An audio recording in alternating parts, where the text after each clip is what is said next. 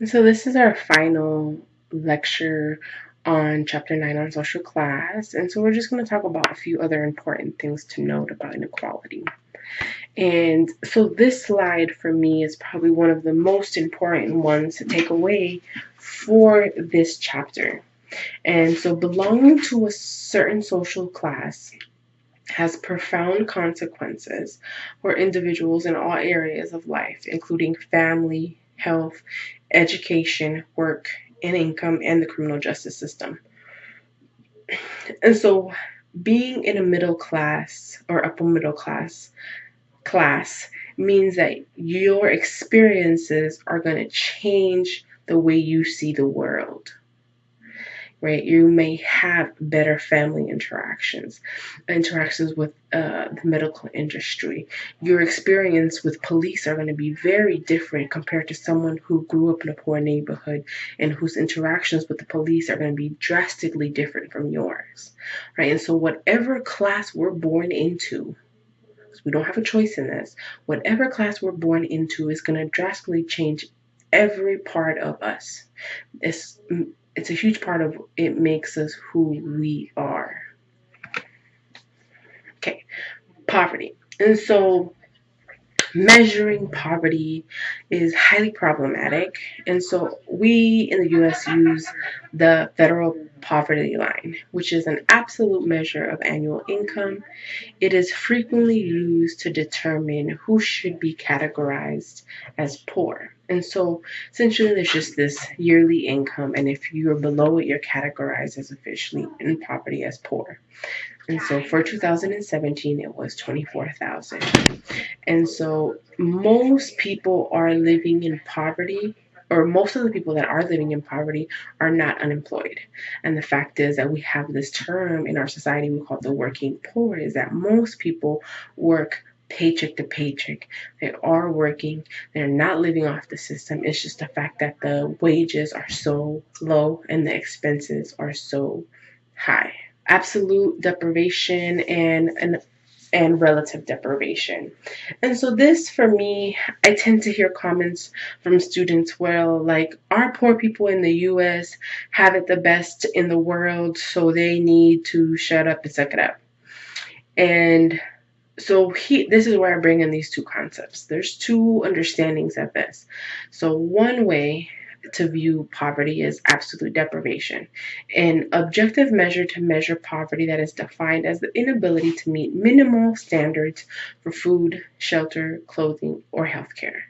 And so while this is a global view, a global measure, I would argue that there's people down the street from TCC. I would argue there's people down the street in Tacoma, in Seattle, that would argue that they don't even have the bare minimum of food, shelter, clothing, and for sure not healthcare, right? And access to medical attention.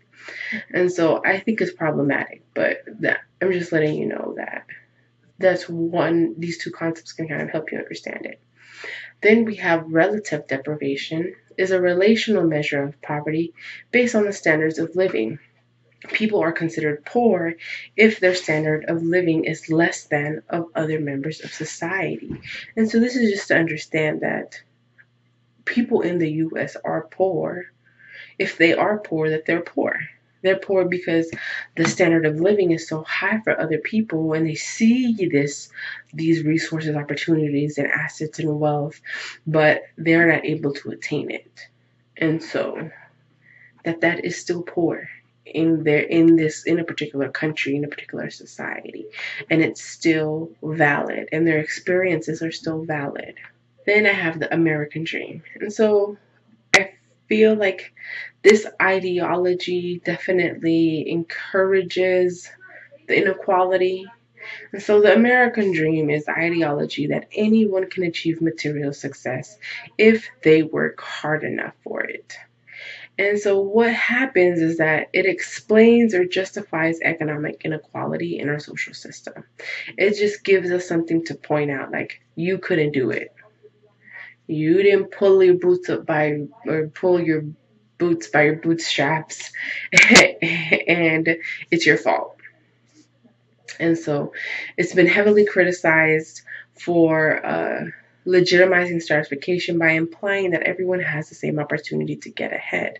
Again, this is going back to inheritance, it's going back to slavery, is that we cannot assume that everyone is starting equally, because the fact is, it's not true. There are some people that are starting 10, 20 times ahead. There are some people that are starting neutral, and there are some people that are in the negative, that are back there somewhere, from start line here.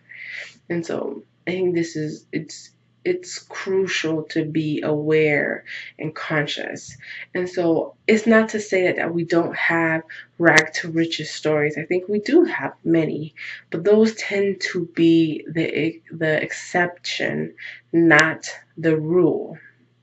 And so it's possible, but you also have to know how to navigate the systems very well and have people along the way that trust you, that like you, give you a chance, which some people may not have those things. Okay, so I'm going to end with a clip. And so this is one of your assigned documentaries. And so it's called The 1%. And so you can watch this one or Born Rich. And they're both from Jamie Johnson. And he's the heir to Johnson & Johnson. And so he talks about being, his struggles with being a billionaire and how he inherited his money without doing anything. And so it's really interesting. And so if you haven't already clicked on it or seen it, I'll have the link here as well. Okay, bye.